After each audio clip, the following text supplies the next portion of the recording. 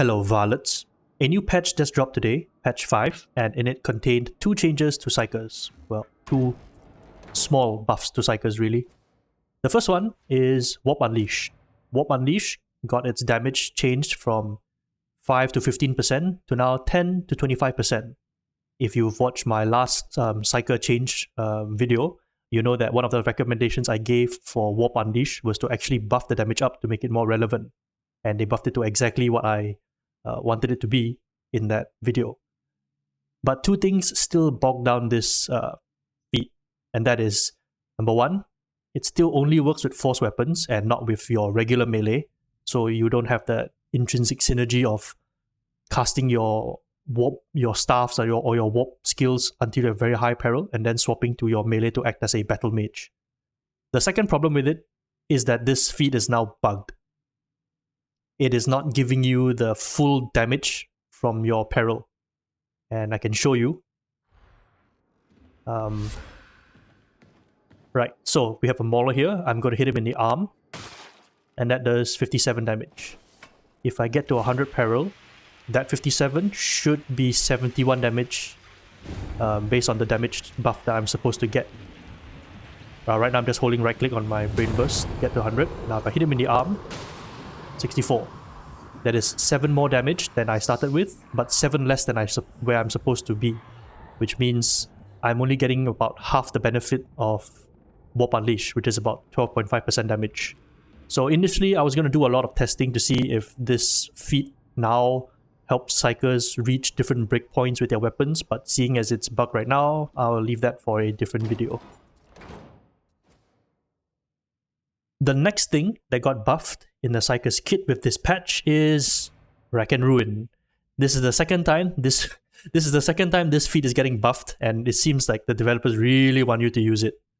So now Wrack and Ruin reads as hitting an elite or specialist with Brain Burst applies 3 stacks of Soul Blaze to all enemies within 4 meters of the target.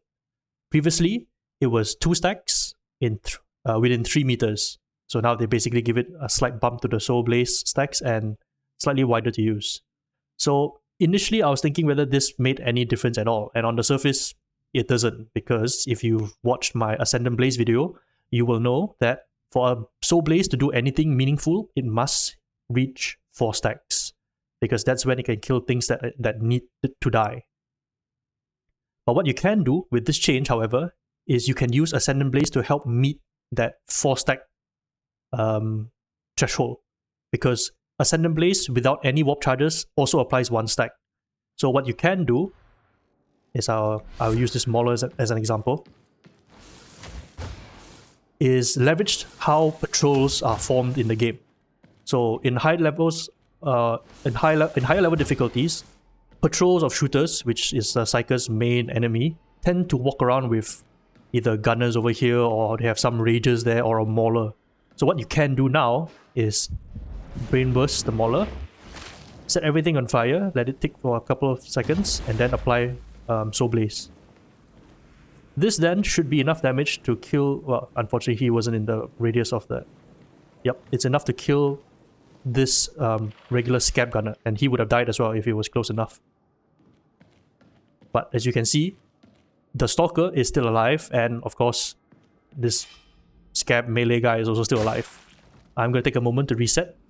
Now that we reset the field, what we can do is leverage a trick that I showed in the Ascendant Blaze video, and that is Ascendant Blaze takes into account any damage buffs that you have on your weapons at the time of your casting.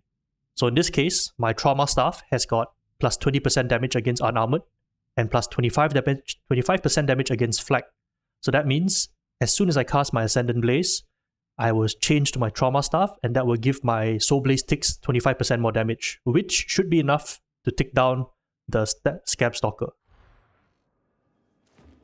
So once again, going to apply, let it tick once.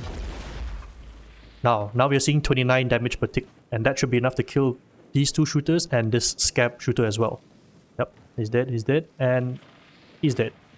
Still not enough for the Scab melee guys as well as the unarmored. You will need more warp charges to wipe them out. So this change is significant simply because of that. Because any build that uses Ascendant Blaze now can viably take Wrack and Ruin, and you will have an answer for Scab Shooter Patrols when you previously did not. And the most common build that always uses Ascendant Blaze is Pagata Staff users. And Pagata Staff users has a weakness in that it cannot deal with ranged shooters very well. This change gives those builds flexibility now, and it's actually decently viable. And what you can do to help give you more consistency with the number of warp charges that you're carrying is use Kinetic Flayer.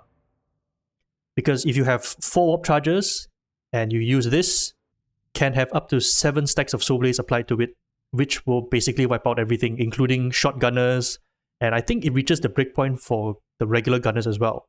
So this build that you're looking at now is very flexible for Pagata's users, because it fills in the one weakness that they had, kind of. Because if there are no elites, then Wrack and Ruin doesn't do anything for you. But if there are, then that's excellent. The other change with this I wanted to figure out was that, does having this now help Psykers reach a new breakpoint for Reapers and Crushers? And what I wanted to know if it worked with Cerebral Lacerations. So I'm going to make a little changes to the build. Let's get to 6 warp charges and Kinetic Barrage. So first thing first, I'm going to go get some warp charges built up. Okay, I have 6 warp charges now. The test is to see whether I can hit the breakpoint for Reapers and 2-shot them with the help of Wrack and Ruin. 1, 2. This is with Cerebral Lacerations as well, which, by the way, also buffs Soul Blaze damage. As you can see, we can 2-shot a Reaper with the help of Cerebral Lacerations and Wrack and Ruin. So that's actually a really, really important thing to note, because Reapers tend to also come with a whole bunch of shooters surrounding them when they're on the higher difficulties. So Wrack and Ruin actually has a bit more application now that has been buffed for this particular use. The next thing I wanted to find out is, can we do the same for Crushers? Will we hit a breakpoint that can 2-shot Crushers? So I'm going to get back a couple of stacks of warp charges and see if we can break that. Okay, let's go. 1 burst, 2 bursts. Almost. We are so close to killing it. Now, obviously, if you saw what we just did to the Scab Shooters by changing to our staff with a damage buff, we could probably kill it with Carapace damage, and it will happen. I've tried using it, swapping to Carapace, and it does kill a Crusher, but it's kind of a waste to do that. In fact, let's see how much damage we're missing. We are missing 11 damage to 2-shot a Crusher with the help of Wrack and Ruin. In trying to fix that, however, I encountered an interesting bug, I would say, and that is to do with this. All or nothing. All or nothing is a blessing that tends to get memed on by the community because you're always running around, and so you don't have the stamina to actually take advantage of the power that you get from this. But here's the thing. When you're using Brain Burst, you aren't running around. You always have stamina, because you can't move anywhere very fast. And what's interesting, and what I think is the bug, is that all or nothing applies even when you don't have the axe out, when you don't have the melee weapon out, and it applies to everything. All the damage you deal will have the benefit of all or nothing. And I'm sure you can see where I'm going with this.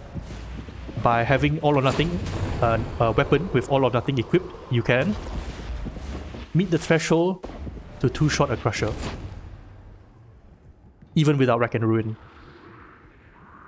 I'm sure this is a bug that's going to get fixed, but as anything to do with brain bursting, I will always recommend you take advantage of this bug right now. Go get your Malleus Monstronum penance done while this is still very useful to you.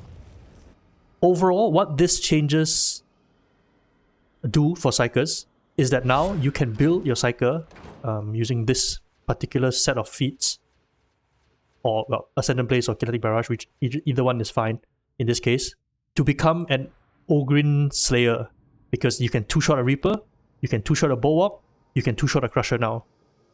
Of course, you need to have a weapon with all or nothing.